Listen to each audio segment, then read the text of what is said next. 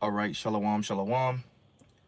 All right, first and foremost, as always, I want to give all the praise, honor, and glory to Yahweh, Bahashim, Yahweh Shai, Bahashim, Rakaha Kodash. Double honor to the apostles and elders of Great Millstone that taught us this truth through the Holy Spirit. And as always, giving a special peace and blessings and salutations to the Lord's hopeful elect. All right, I'm the brother Zion, and Lord willing, this lesson is edifying to feed the sheep and the lambs of Yahweh, Bahashim, Yahweh Shai. All right, and as you brothers could see from the title of the video, all right, it's all going to crumble. Okay, and pretty much what gave me the inspiration of this lesson, you know, partial inspiration is I was watching the Elder Yashawamba's video on, I think it was like his latest news and prophecy joint, and pretty much he was going into how Esau Edom tries to make it seem like Jake is the bulk of their problems, you know, here in America and also different parts of the earth, but primarily America. They like to make it seem like Jake is the, you know, the problem to everything. But meanwhile, their own wickedness is really what's, you know, saturated the earth. And their own wickedness is really what's making themselves crumble. You know, they're crumbling from the inside out, if you will. You know, all the wickedness that you've done is pretty much backfiring on you, and your society and your system is going down. All right, the beast system. Okay, and it's actually a beautiful thing to see from prophecy standpoint, because the Lord already said what was going to happen to you, and we're watching it right before our eyes. We're watching it, you know. So, you know, without further ado, all right, pretty much, you know, Esau, you can blame yourself, man, because let me get Isaiah 13 real quick, because the scriptures tell us that your system would basically rot from the inside out. Okay. Salakia, wrong precept.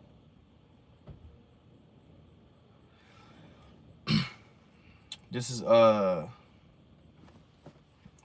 book of Jeremiah, chapter 50, and I want to start at verse 11. All right, this is Jeremiah 50 and 11. And I'm going to start at verse 9. It says, "For lo, I will raise and cause to come against Babylon an assembly of great nations from the north country." Now, this is going into war, if you will, all right? Because that's ultimately going to be the end game to this society, which is war.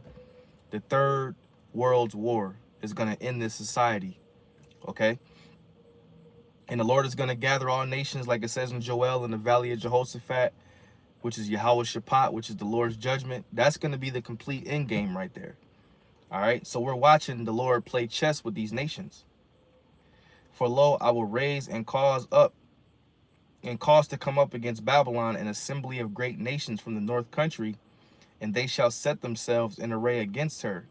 From thence she shall be taken. Their arrows shall be as of a mighty expert man, none shall return in vain." And the scriptures tell us in Exodus 15 and 3 that the Lord is a man of war.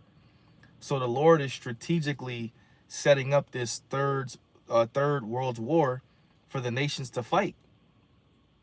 Okay, so he's playing chess. "And Chaldea shall be a spoil, and all that spoil her shall be satisfied, saith the Lord." So the Lord is going to put the spirit on these other nations to spoil, all right, which is modern Chaldea, which is America. Okay, America is spiritually known as many places: Sodom and Egypt, Chaldea, all right, you know, spiritually, what I say, Sodom and Egypt. Shalom, brother. How about Shema Shai Barakatah? All right, it's spiritually known as many places. So in this case, you know, we're talking about Babylon the Great, or the virgin daughter of Babylon. It says, "Because ye were glad, because ye rejoiced, O ye destroyers of mine heritage, because ye were grown fat as the heifer at grass and bellows at bulls.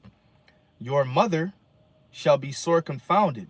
She that bare you shall be ashamed." And we know that's talking about what? Great Britain, because that's where America came out of. That's where America gained its independence from. Okay? Behold, the hindermost of the nations shall be a wilderness and a dry land and a desert. Because of the wrath of the Lord, it shall not be inhabited. So this place is going down in many ways how ancient Rome went down. That's why I put that on the thumbnail. Because ancient Rome, all right, the military was spread too thin. The money sources started to dry up. They, go into debt. All right, there was a bunch of freakism going on, which that alone, the Lord can destroy this place off of that. You know, the Lord can destroy this place alone off of alphabet activity. Okay, that's why it tells us that her sins have reached into the skies. But the comparison the comparison to ancient Rome to America, there's a lot of similarities, and brothers have gone into breakdowns and different videos about that. All right, because this is an extension of the Roman Empire. This is an extension of that fourth beast. All right. Because of the wrath of the Lord, it shall not be inhabited. So this place is going to be utterly made desolate, but it shall be wholly desolate. Everyone that goeth by Babylon shall be astonished and hiss at all her plagues.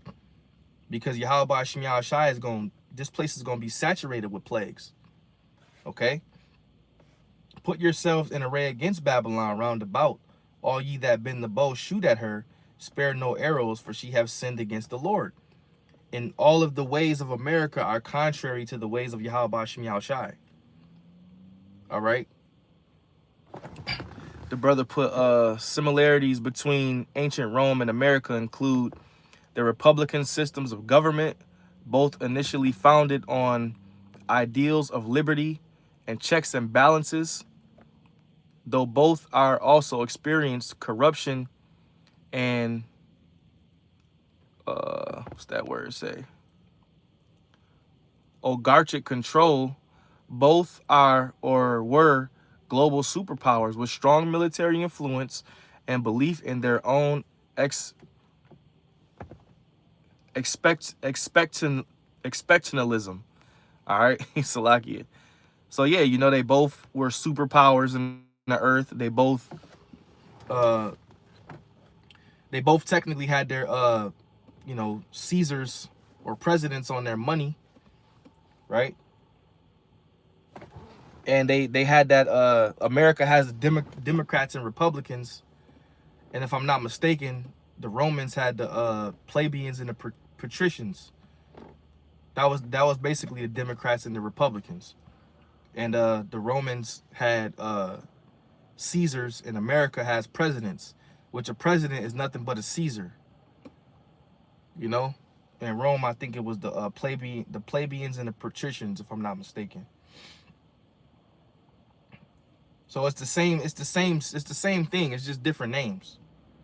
I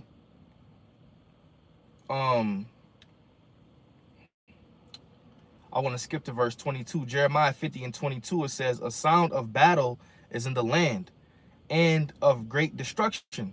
And that's what we see. We hear those war drums beating constantly. All right. And this place is pretty much like, I just came back from a trip. I went down to Miami for a couple days. And, Miami is supposed to be, now I didn't go down there to party or nothing. All right. I went down there with my lady, and we pretty much was just relaxing, and it was like a little chill vacation, a little 3 days real quick.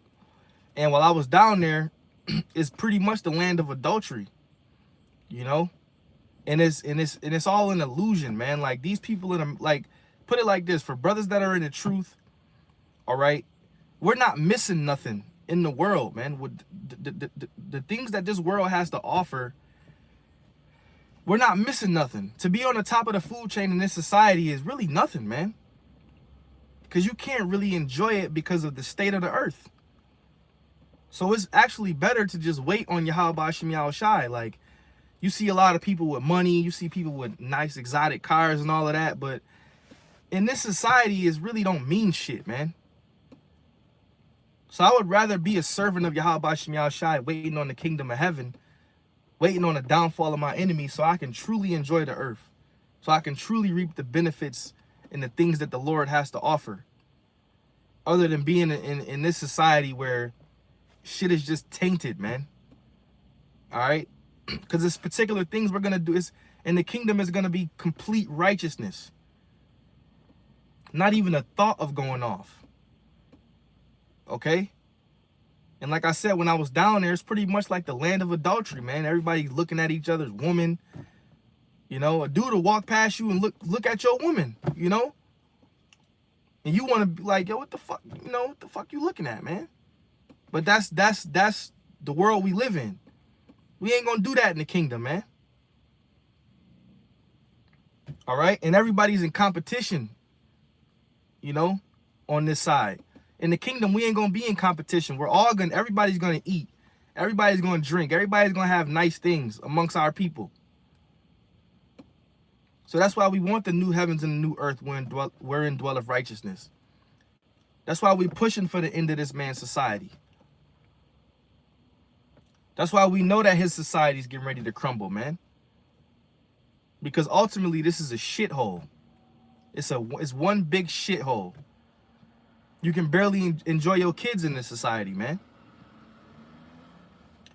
So Salakia, to get off topic, a sound of battle is in the land and of great destruction. Like I said, those war drums, man. All right? Make sure this phone ain't getting too hot. It's not too hot outside, so it should be good. I kind of got it on the dashboard, so. All right, it says, how is the hammer of the whole earth cut asunder and broken? How has Babylon become a desolation among the nations? Right. How is good old America, this great, you know, big bad, the big bad wolf, how is it cut asunder? How has it become a desolation among the nations? Well, we just read that the Lord is going to put in the other nation's heart to fulfill his will. All that come against her shall be satisfied. And that's what a lot of people in this society don't understand. This is the Lord's plan, man. See, when Yahweh Shem Shai has a plan, nobody could stop it. But people have an illusion, the elites have an illusion, the Edomites have an illusion that, oh, we're going to do this, we're going to do that. We got this plan, we got that plan. You ain't got no fucking plans, man. Your plans are already written. Your plans are what we read and what prophecy says. That's your plans, man. The Lord's got plans for you. The Lord has bounds that you cannot pass. So I don't give a damn how many executive orders you sign or how many Agenda 2030s you have and all the summits you have with the most important people in your society. It's all going to crumble. Because it's the will of the Lord. I have laid a snare for thee, and thou art also taken, O Babylon.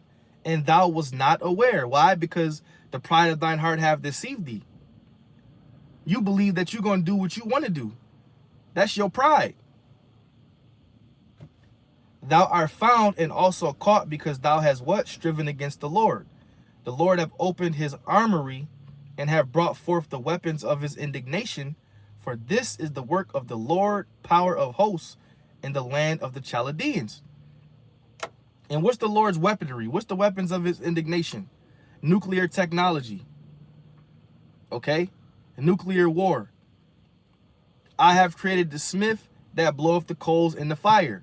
And I have created the waster to what? Destroy. One of my favorite sayings is what? The Lord put the spirit on Esau to create a weapon to what? Destroy himself. Come against her from the uttermost border, open her storehouses, cast her up as heaps, and destroy her utterly. Let nothing of her be left. Okay? Slay all her bullocks, let them go down to the slaughter. Woe unto them, for their day is come, the time of their visitation. Shalom, brothers. Yahweh Bashim Yashai Brakatati, brothers on the comment board. So the time of their visitation is coming. Okay? Esau is on the clock. He's on the clock, man. Time is ticking. That's why it says in Revelation 12:12 that he's going to come down having great wrath. because he knoweth that he have but a short time. You got the angels up there in the chariots, playing with NASA, playing with the the angels are they're toying with Esau, man, and there's nothing they can do about it, and they don't try to report on it. But there's so many chariot sightings that is public now. They can't even hide it. The angels are constantly fucking with you, man. And you're afraid, and you should be afraid. The voice of them that flee and escape out of the land of Babylon, to declare in Zion the vengeance of the Lord, the vengeance of his temple.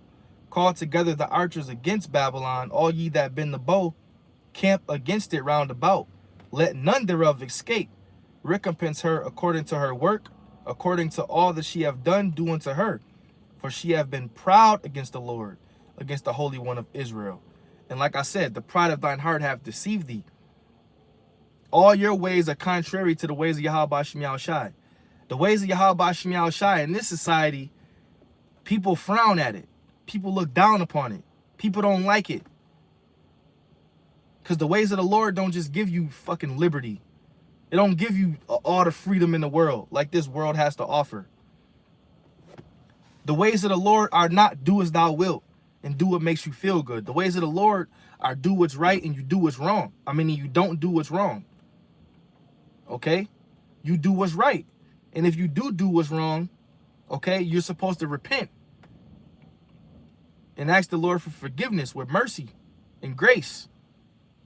But these people are just a bunch of walking demons, man. Everywhere you walk is just demons around this place.